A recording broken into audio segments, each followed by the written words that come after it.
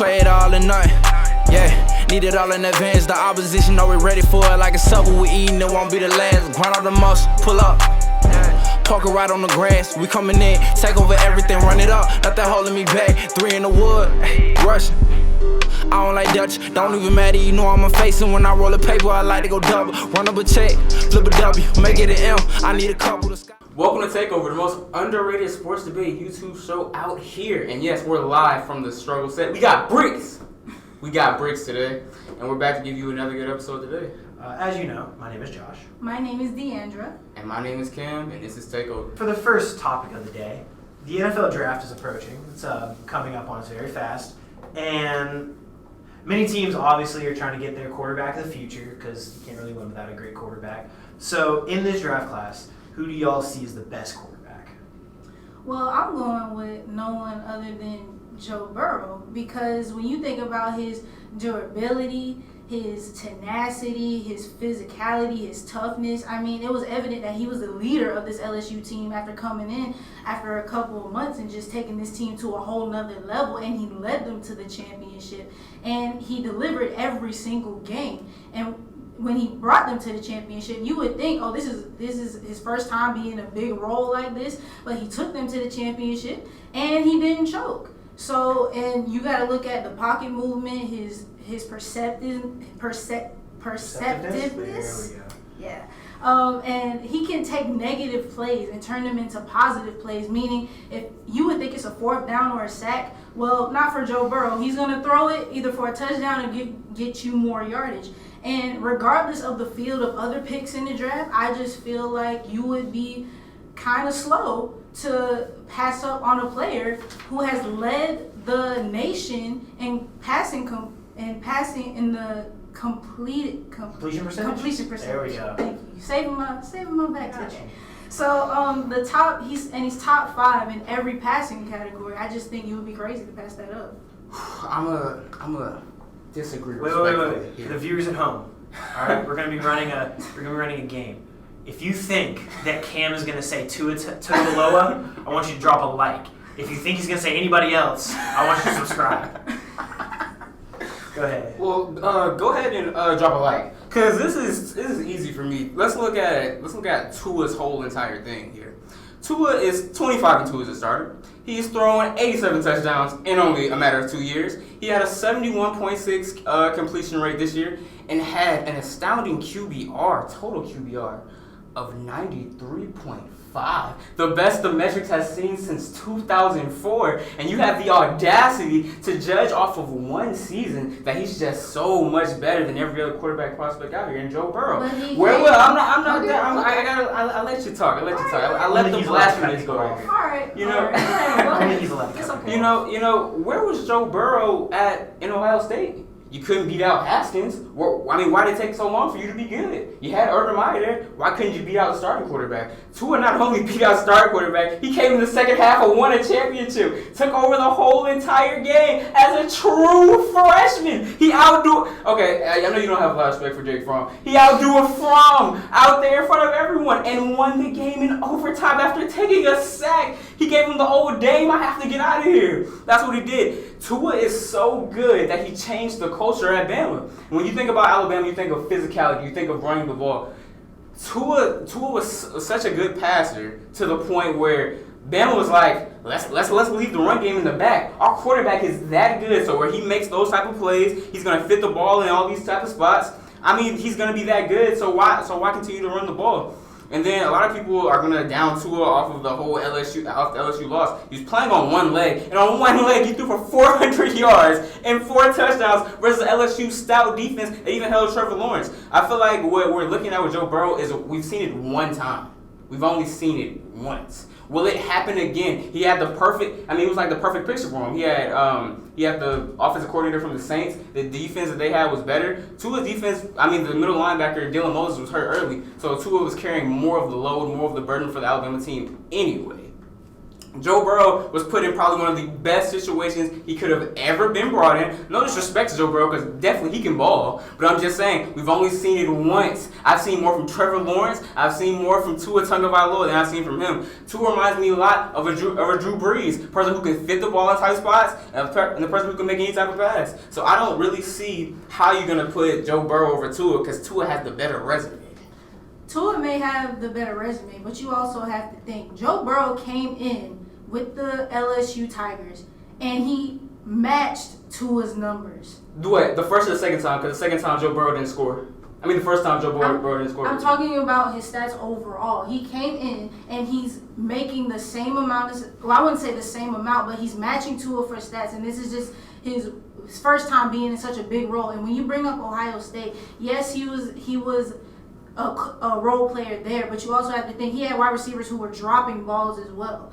Look at the wide receivers that Tua has. And you talk about situation, Tua was brought into Alabama under Nick Saban. And was great too. And Jalen He's kind got of 3 future first round and picks, 4 if you count Jalen Waddle. And Jalen warmed up the seat for him. I mean, yeah, you have to. But he was thrown in a national championship game in the second half. Tua was showing glimpses of this even when he was the backup quarterback.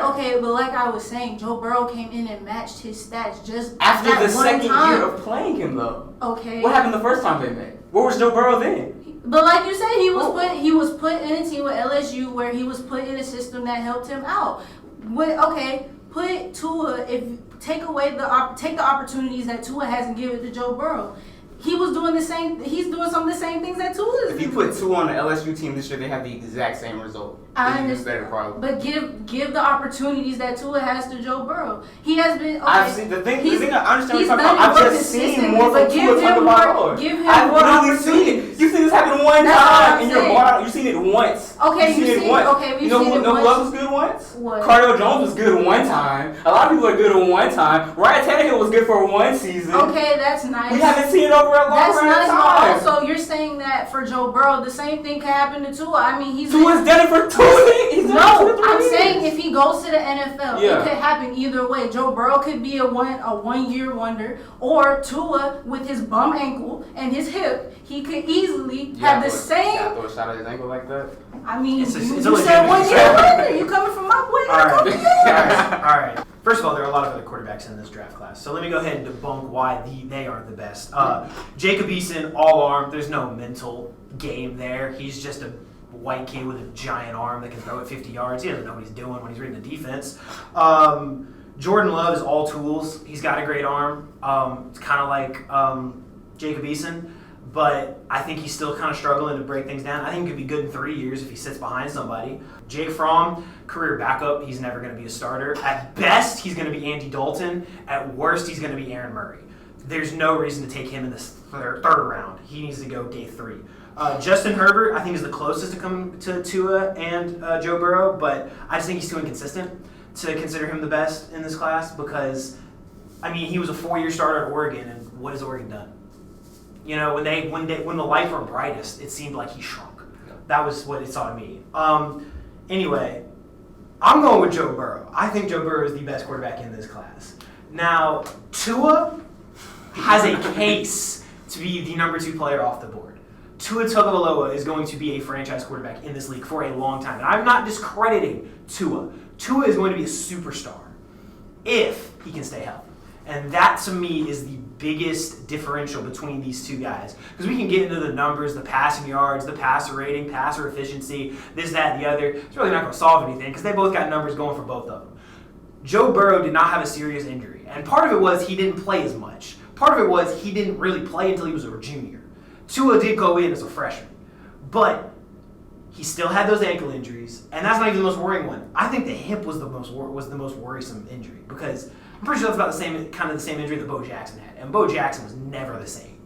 So if he comes back 100%, then I think he's going to be great. I just think that for a team like the Cincinnati Bengals who need a sure thing because they're the Bengals, they need some form of hope, they're going to take Joe Burrow. Because Joe Burrow has less question marks behind him. Throw the injuries out, Josh. Fully healthy, Joe Burrow, Tua Tagovailoa, who do you take? Honestly, I still might lean towards Burrow just because This is the one stat I found. According to Pro Football Focus, he had an 80.5 grade under pressure, and that was the best among all the draftees. So, and I mean, you saw it against Georgia, you saw it against Bama. He takes sacks and turns them into 25-yard completions. His presence in the pocket is insane. Okay. All right. Now put him behind that Cincinnati offensive line, he might get killed. We will see. Now that All-Star break is over, a lot of teams are fighting for positioning in the NBA playoffs. What team do you think that had the high expectations is soon going to get written off into this 8-game team thing? It's going to look like I'm going back on something I said a couple months ago. Oh, no. But I got to call a spade a spade. The Portland Trailblazers missed the playoffs. I hate to say it because I am a huge fan of Damian Lillard, and Damian Lillard's been going absolutely insane. But the fact is, he's not getting the help he needs. C.J. McCollum is putting up 21 points, but he's only doing it on 44% shooting, which is like decent, but not something you want to see from your max contract shooting guard. You need to see more. They picked up Carmelo Anthony out of the doldrums of basically retirement. He's putting up 15 points, but he's shooting 41% from the field.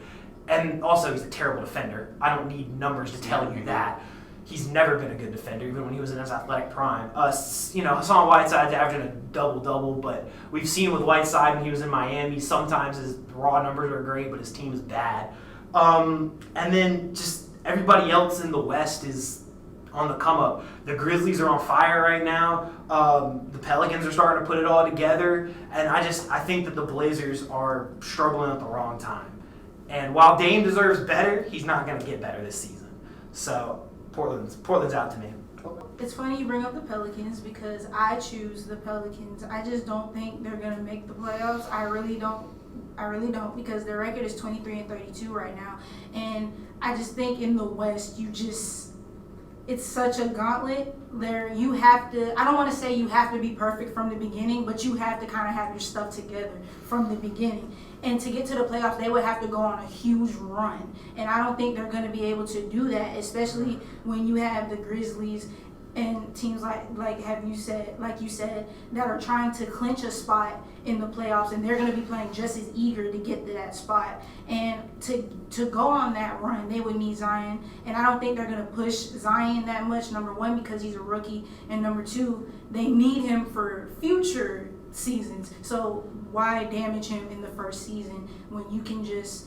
I mean, yeah, you would love to win a title, but at what risk? So, it's really hard mentally when you're behind so many games. It's going to be hard for you to go out night in and night out and play to the best of your ability when you're behind. The team that I think a lot of people kind of woke up to is the Memphis Grizzlies, and I think at this point, I don't think they're going to make the playoffs because I feel like they're too young. I don't feel like they're ready enough to keep and maintain it in the West. They're going to go against some big teams a lot early, and I think the Trailblazers are actually going to because of the play of Dame. I think Dame is that good to where he can pull them out of the depths and make them a playoff team. I just think it's too soon for these Grizzlies.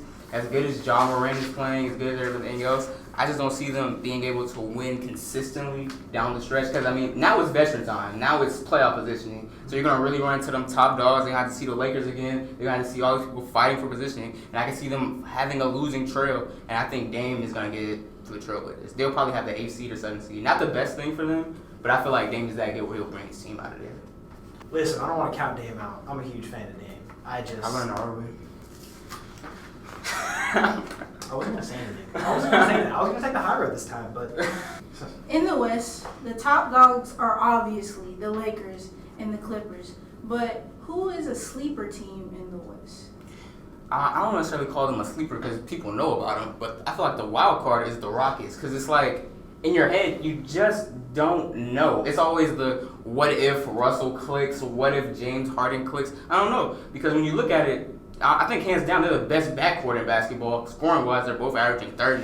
Westbrook is averaging 33 points and shooting 53% from the field. James Harden continues to elevate his game from the three-point range. And then this whole small ball epidemic that they're going on, I don't feel like anyone can stop the Houston Rockets offense when it is clicking. I feel like the offense would put up 120 just as a blink. And you look at all these other teams that they've beaten these Lakers teams, they've beaten the Clippers, and they've beaten them in a convincing manner. They may need a little help on defense, and of course, they're undersized now, of course, with the small ball thing. But I feel like the Rockets could come out and beat anybody. But it's always the what if. What if James Harden doesn't show up again? What if Russ doesn't show up again? So that's why I think they're the wild card team, because you don't know what you're going to expect. But if it all clicks, I don't know who wants to face the Rockets in the first round when they're all together, because I don't know a team that could beat them. So that's my wild card team. Clippers can beat them. But. Okay. My wild card team, I think that the biggest wild card is going to be whoever gets in at either the 8 or the 7 seed. Because I think the top 6 in the West, they're kind of set in their ways. We kind of know who they are. I mean, we know who the Lakers are. We know who the Clippers are. We know about the Nuggets. We know about the Rockets, kind of. We know that they're volatile. But I think the biggest wild card here is the New Orleans Pelicans. Because I think that they're just too dang talented to not make these playoffs. I think that if Zion continues to play the way he plays, because he's putting up 30 and 12 most nights, and he's shooting 60-something% from the field, 70 in the paint. I mean, the kid's 19 and he's unstoppable at this point. And not only that, you combine that with the first-time All-Star Brandon Ingram, who, if Zion's not playing, Brandon can go get you 25 like that. And you've also got Drew Holiday back there who can defend anybody and he can score from all areas of the court. I think if they sneak in at an 8 or a 7 seed, I think that they could really do some damage they could catch a high seed slipping, kind of coming in thinking that they got an easy matchup. I think that they could do some real damage. So yeah. I choose the Utah Jazz because we know, like, they were a good team last year, but they got the 50+ wins and they just fall off. But this year, I just feel like they're a different team because they added certain components to it.